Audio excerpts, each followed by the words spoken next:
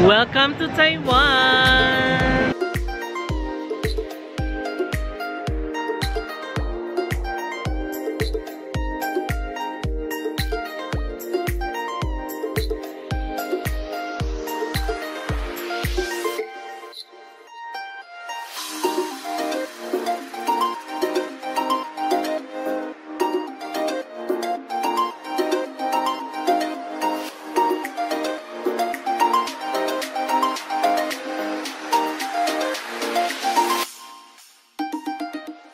Hi guys, welcome back to another vlog. It's still our day 1 here in Taipei, Taiwan. And kalalabas lang natin ng hotel guys. Nakatulog ako pag uwi natin kanina. Kung mapapanood nyo yung previous vlog natin, na nanggaling tayo ng Chiang Kai-shek, tapos pumunta tayo ng Mount Gondola. Pag uwi ko sa hotel guys, sabi ko, higala ako saglit, cellphone lang. Maya hindi ko na malaya, nakatulog na pala ako.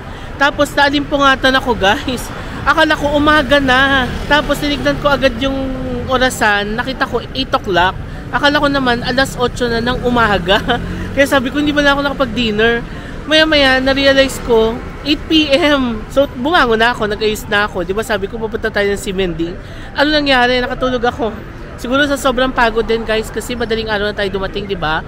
Tapos nakatulog tayo for 4 hours only. Tapos bubiyahe pa from Manila to Taipei. So ayan, nakabawi ako ng konti ngayon. And andito na tayo sa Ximending area. Malapit lang guys, 5-minute walk lang siya from hotel kasi malapit tayo sa Taipei Main Station, diba? Eh yung Taipei Main Station and Ximending, kayang-kayang lakarin guys. Parang 2-minute walk tayo from hotel to Taipei Main Station. Tapos itong hotel to Ximending, 5 to 8-minute walk. Diyan tayo papasok. Although hindi ko alam kung pwede naman tumawin kasi nagbi-blinking red. Pero never naman siya nag-green kanina. Thank you. Let's go and explore Ximending. Ito guys, alam nyo kung ano yan? Hindi ko rin alam, so tignan natin. Ano yan? Ampalaya ba yan guys? Parang ampalaya, no? Ito, game, ano yan? Game center. Ito may bar. Wow, ang ganda naman dito sa Ximending. Ang lamig. Ito ay pancake na may itlog guys. Ayan. Ito yung sikat na dessert dito. I remember, nakakain ako nito before. Yan, pinakain ako nung Taiwanese friend ko niyan. Masarap yan guys. Para siyang shaved ice, tapos may mga matamis. Pwedeng fruits, pwedeng ice cream. Sige, diretso pa tayo. In fairness, buhay pa ang Ximending. Kinakabahan ako kanina. Sabi ko pagpunta ko baka wala ng tao. Origin, tofu pudding, la. Ito ano to? Daming tao guys oh. Pinipilahan. Ano kaya yan?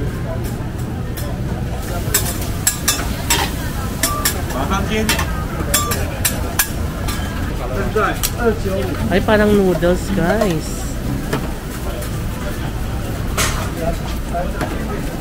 Noodles nga kasi may sabaw oh. Tapos may balls. Tapos itong katabi niya, kung naaalala ko ng tama, dito kami kumain ng oyster pancake guys. Oyster siya, tas gagawing omelette, parang ganon. Watsons, may bibilin ba ako sa Watsons? Alam nyo guys, kada dadaan ako sa Watsons, parang bigla ko tuloy naiisip na may bibilin ako kahit wala naman. Hotstar guys, diba dito nagsimula yan, yung Hotstar large fried chicken. Ayan, Hotstar. Ayan ang Starbucks dito sa Ximending. 7-Eleven. Wow, ang laki ng Uniqlo guys. Tapos sa taas niya, ABC Mart Grand Stage. Parang tinatawag tayo ng Uniqlo ah. Wow, in fairness, ang dami pa rin tao. Nag-worry ako baka wala ng tao or sarado na kasi nga nakatulog ako. Kasi plano ko sana pumunta dito guys, mga alas 6. Pero marami pa rin pa ng tao kahit ganitong oras. Pero wala silang GU. Hala, Demon Slayer guys. May cinema ba dito? Ano kaya itong poster na to? Feeling ko Swordsmith Village to guys. Kasi andyan na si Toshiro. Okay, pumasok ako doon pero hindi ko mabasa. Pero sure ako guys na sinihan siya kasi ayan, may bumibili ng tickets tapos naka-display yung mga palabas. Sige, for now diretso na muna tayo. Masyado tayo na-distract sa Demon Slayer, guys. Taiwan top-notch tender meat xiaolong bao. Bawang sayo pa rin dito sa Ximending, ha? Ito parang mga, ano ba to? Parang Watsons ba yan? Cosmetics, ganyan.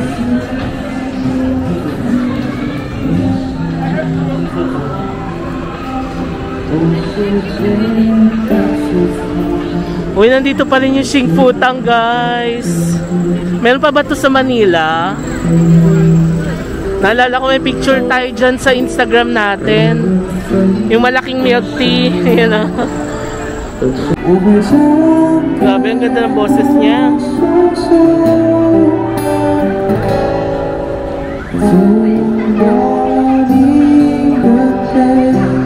Galing.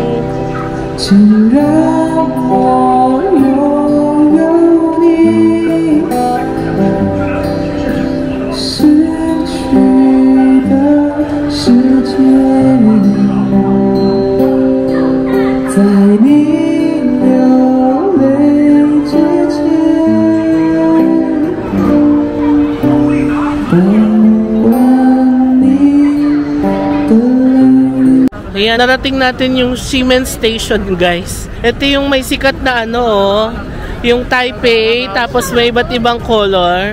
Maraming nagpi-film dito, guys, yung dumadaan-daan lang, ganun. Nagpi-picture.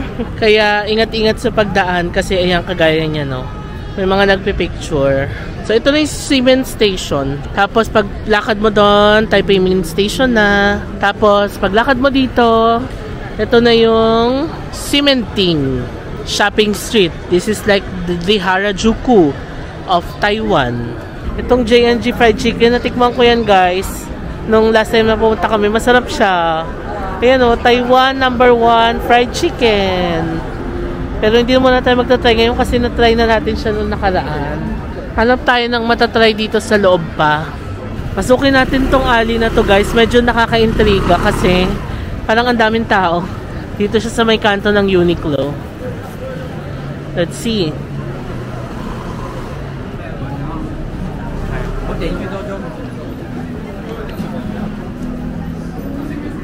Ah, ito burger. Meat egg burger. Ito naman parang mga barbecue. Ang haba naman ito, guys. Tatlo for 200 yata. Ito naman ay parang noodles. Ayan o. Noodles na nilalagyan ng gulay. Ganun. Tignan natin.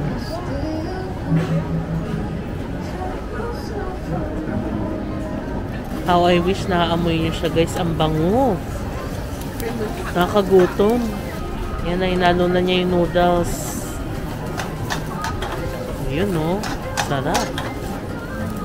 Ito naman yung mga meat na tatlo 200. Grabe, eh. Kaso hindi ko naman mauubos yan, guys. Ito ang gusto ko i-try. Ham and cheese egg burger. Ayan, no? Ayan na, umorder na ako, guys, ng ham and cheese egg burger. Alam niyo naman tayo, mahilig sa tinapay. Oh, ayan yung tinapay nila, guys. So, ang galing, no? Para siyang pancake, ganon. Ayan, naluto na yung sa atin, guys. Sheshe. Sheshe. Okay, try na natin, guys, ang ating burger na parang pancake. Sarap. Para siyang, alam niyo yung sa Jollibee, yung pancake na may meat sa loob, ganon. Sarap. Yung tinapay niya, parang pancake style, ganon. Tapos yung ham and cheese, ang sarap. #JM recommends. Sarap. Oh, masarap yung mais, guys. So, iniihaw. Sarap nito, guys. Nilagyan ko siya ng barbecue sauce and chili sauce. Lalong sumarap. Ang sarap ng chili nila. Grabe, sobrang anghang. Ayan na, guys. Biglang nag-alisan sila. May pulis yata. So, pag nahuli kasi sila ng pulis, may fine siguro. Ayan, oh, biglang nawala, guys. Kanina lang ang dami na dito, di ba? Guys, ubos ko na yung burger. Ang sarap. At first, it was 9/10. Pero nung hinaluan ko na ng barbecue sauce, tapos yung chili nila, lalong nagpasarap, panalo. Nawala na yung mais. Paano tayo kakain ng mais? Hindi ko alam kung saan na siya napunta. Ganun pala dito guys, nagkukulasan kapag may pulis. Pati yung mga barbecue nawala. Gusto ko ng mais, guys. Parang nag-crave tuloy ako ng mais. Hindi pa kasi ko umorder kasi nga inubos ko pa yung burger ko. Sige nga, tignan natin dito. Tignan natin dito kung nalipat ba. Ay guys, may donkey pala dito, oh. Donkey items. Baka sawa na kayo sa donkey, guys. Kaka-donkey lang natin sa Nagoya, di ba? Where is the mais? Oh, ito yung meat. Pero guys, yung mais yung nawala. Guys, nawala yung mais. Parang nag-crave tuloy ako sa mais kung kailan wala na siya. Ganun talaga, no, paminsan.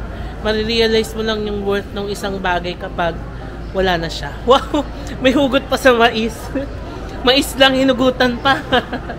Dami ko energy guys, no? Nakatulog eh. Kanina, antok-antok na ako. Pero ngayon, I'm so alive. And gustong kumain ng mais. Wala na, nakalabas ulit ako sa Main Street. Wala na yung mais. Ayun na, nakalabas na ulit tayo dito guys. Case ng AirPods ba to? Mahal naman, 290 guys. Around 500 pesos. Mahal na. Okay, hanap pa tayo ng mga street food guys. Nandito na tayo sa Hotstar guys. Gusto nyo ba i-try natin yung Hotstar? Kaso ang laki nito eh. Hindi ko alam kung mauubos ko siya. Okay, bili tayo ng Hotstar guys for 85 Taiwan dollars. Let's try. Nandito na tayo sa Taiwan. So, try na natin ang Hotstar dito guys. Ito na ang ating Hotstar guys. Napakalaki. Malaki pa yata sa mukha ko. Sobrang crispy ng balat. Parang nilagyan din ng powder. Curry powder ba yun? Sarap. Kaso, for sure hindi ko maubos to. Sobrang laki.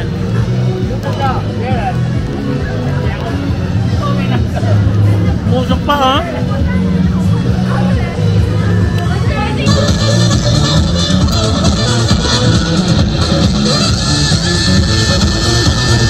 We're here on our next step guys. Ang tawag ay Aichung flour rice noodle. Ito naman lang i-try natin. Kaso mukhang mabigat sa tiyan to ha. Ayan o. Yung Hotstar ko hindi ko pa naubos. Ang laki pa oh. Yun, may small. Try natin yung small. Ay wow, may coriander pala to. Ating favorite na gulay. Okay. Put. Thank you. Hanap tayo ng upuan guys. Tabi muna tayo dito sa gilid. Yung small nila, ang laki pa rin pala guys. Siyempre bias na ako dito dahil may coriander guys. Ay, may mga laman loob pala siya. Ayan o. Tapos para siyang, yung noodles niya parang sotanghon ba to? Anyway, flour rice noodle nga siya, diba?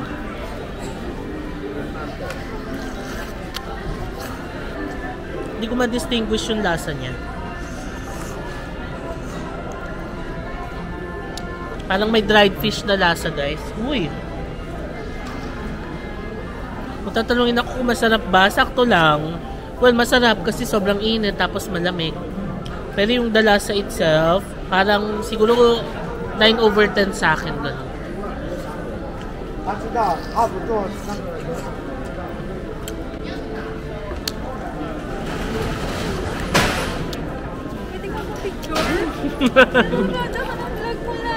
Thank you.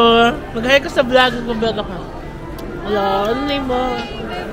Beverly. Hi, Beverly. Come on.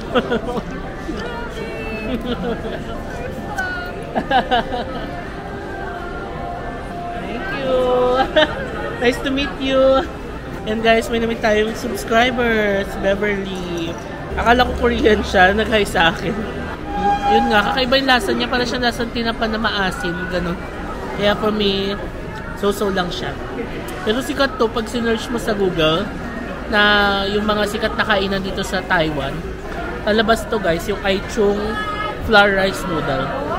Ngayon ko lang nakain yung laman niya. Ang sarap pala. Puro noodles kasi kinain ko, diba? Kaya sabi ko parang so-so lang. Pero pag kinain mo yung laman guys, with the coriander, masarap. So sige, ano na, 9.5/10 na. In fairness, naubos ko yung flour noodles, ha. Pa-so lang ako, pero naubos. Ang sarap kasi guys, mainit, tapos malamig yung panahon. Yung hot star, hindi ko na kaya. Kalahati lang nakain ko, sobrang laki. Ang last order of business natin dito sa Shinjuku, Simending. Bili tayo ng inumin guys. Let's buy milk tea. So, hindi kompleto ang Taiwan food trip natin guys nang walang milk tea, di ba? Ngayon saan tayo bibiling milk tea? Meron malapit sa amin pala, pero hindi ko alam kung bukas pa. Siyempre maganda na dito sa Simending para sure na bukas pa. Sige, mag-ano na lang tayo, Xing Futang. Tagal ko na hindi nakakainom ng milk tea. Oo nga no, parang ngayon ko na na-realize. Ang tagal ko na hindi nakakainom ng milk tea. Parang laging coffee. Okay, it's high time na mag-milk tea naman tayo guys. Pero parang mahal sa Xing Futang. Kasi may gold. Ayan o, yung milk tea na may gold. Ayoko niyan, yung ano lang. Yung regular lang. Ayun, yung boba milk tea guys. 90 NTG. Pumili na tayo ng boba milk tea. Tatanong kung ice, meron yatang hot nito. Sheshe, thank you. Ayan yung brown sugar yata nila. Xing Futang is committed to making daily freshly made batches of pearls. Okay. Freshly made batches of pearls every day. Best photo spot daw ito. 672. Thank you. Yun na guys. Xing Futang.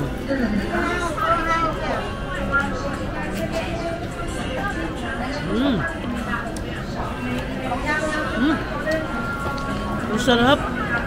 Ito yung pearl guys. Panalo. Sobrang lambot ng pearl. Halos mag-melt na sa bibig ko. Sarap. Try nyo tong Xing Futang. Pero meron na to sa atin, di ba, sa podium. Hindi ko lang alam kung nagsara na ba yun o ano. Pero masarap siya guys. Okay, so that ends ang pag-i-explore natin sa Simending / food trip sa Simending, no? Let's say goodbye to Simending, guys. It's currently 10:15 na ng gabi and ang dami ko pang energy. Kasi nga nakatulog ako. Anyway, yung sarap ng milk tea. Ang gagawin natin, babalik na tayo ng hotel, guys. Maglalakad na lang tayo kasi sobrang lapit lang nun dito. So, ito yung itsura ng kalsada kung nasa saan tayo ngayon. Parang somehow nga, no? Medyo hawig nga sila ng South Korea.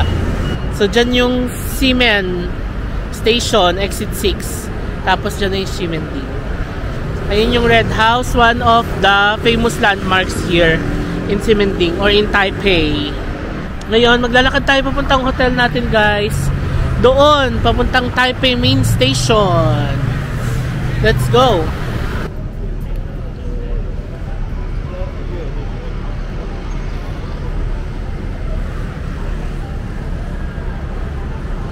O, diba? Ganun ang buhay content creator. May palakad-lakad effect. Naamoy ko na naman yung TX nila. Ano to? Ang daming kumakain, oh. Yan na yung hotel natin, guys. May katabi siyang, foot massage. Ay, nakikita niyo yung paa. Open pa kaya? Parang gusto ko magpa-foot massage. Yan, oh. 999 NTD, 90 minutes. Alright, we're finally back sa ating hotel room, guys. And it's currently 11 o'clock na ng gabi. Pero bababa pa tayo, guys, kasi may reservation ako dyan sa foot spa dito sa tabi ng hotel. Magpapa-foot spa tayo. Alright, it's 11:26 now. And bumaba na ulit tayo, guys. Ito lang yung hotel natin, yung gray. Dito lang tayo magpapa-foot massage. Yung katabing niya. Naka-t-shirt na ako, guys. Hindi ako nag-coat. Sobrang lamig dito sa labas. Anyway, dito naman tayo sa gilid. Let's go! Ito na tayo, guys. Ang pinili natin is yung number 2. 30 minutes plus 10 minutes. So, 40 minutes siya overall. $400. Yan na, binabad na yung paa natin, guys. Yan nyo, sobrang dry ng balat ko. Pwede ka na magsulat. May kasamang back massage, guys.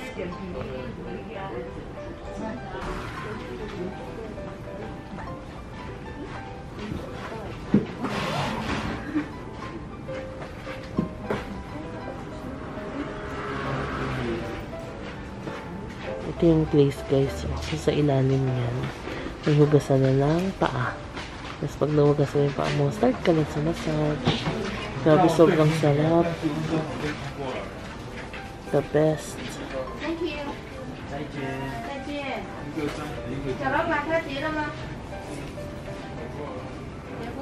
Sarap, guys. Ang sarap. Grabe, inantok na ako. The best talaga kapag, alam mo yung haba ng nilakad mo. Tapos ako foot massage ka. Ang sarap. Okay guys, tapos na ang ating foot massage.